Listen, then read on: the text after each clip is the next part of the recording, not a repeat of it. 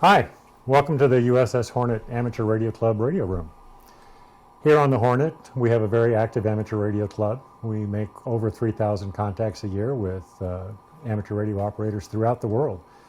And the greatest thing that happens to us is when we talk to a former Hornet crew member, or even just a military personnel. They get a big kick out of being able to talk to us over amateur radio.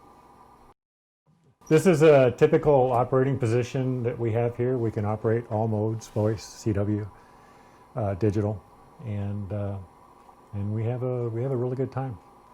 Here on the Hornet, we weren't able to use original ship's radios because when the ship was prepared to be scrapped, they destroyed all of the original radios. I mean, literally, they opened up the cabinets and ripped pieces out of them so that they couldn't even be repaired.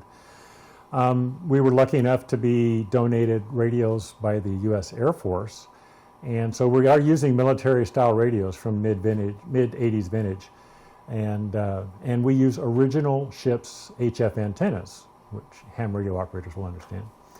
Original ship's HF antennas when we're communicating with amateur radio operators throughout the world.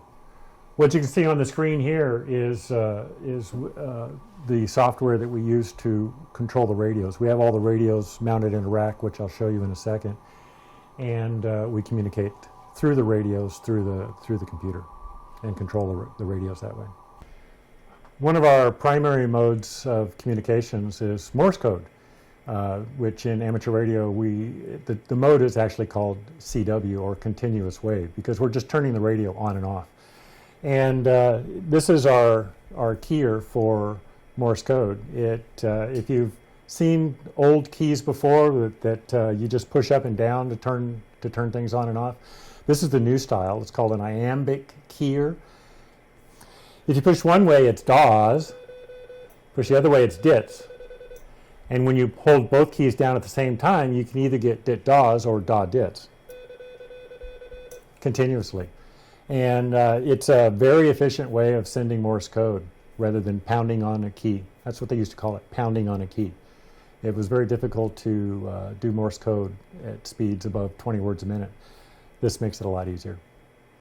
This is our rack of HF radios that we use here on the ship. I mentioned earlier we're using donated Air Force radios. These are mid-'80s vintage Harris RF 350s. I'm pretty sure the Air Force probably paid about $25,000 a piece for them back in the 80s, and they were nice enough to donate them to us since all the radios, the Navy radios on board the ship had been destroyed. We've got one out in service right now, so it's missing.